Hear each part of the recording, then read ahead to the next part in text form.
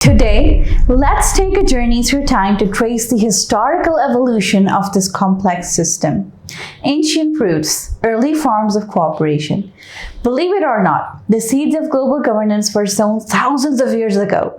Even in ancient civilizations, we find examples of cooperation and coordination between different groups and societies.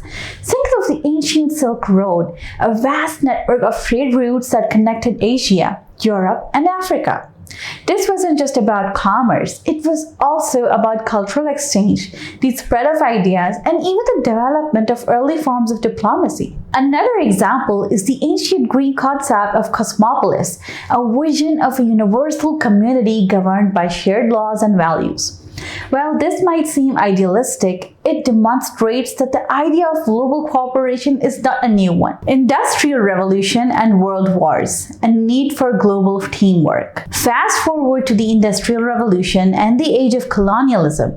New problems popped up on a global scale, like figuring out rules for international trade and managing those vast colonial territories. Suddenly, we needed international organizations like the International Telecommunication Union and the Universal Postal Union to keep things running smoothly. Then came the two devastating world wars. The message was clear. We needed serious global cooperation to avoid another catastrophe.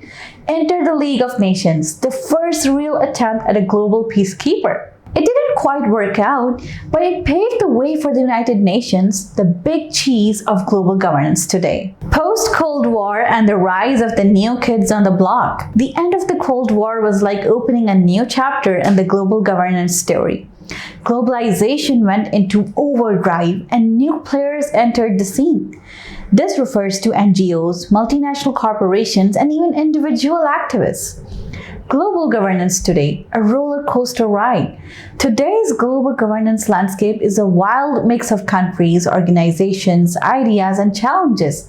It's a constantly evolving beast trying to keep up with things like climate change, pandemics, and crazy new technologies.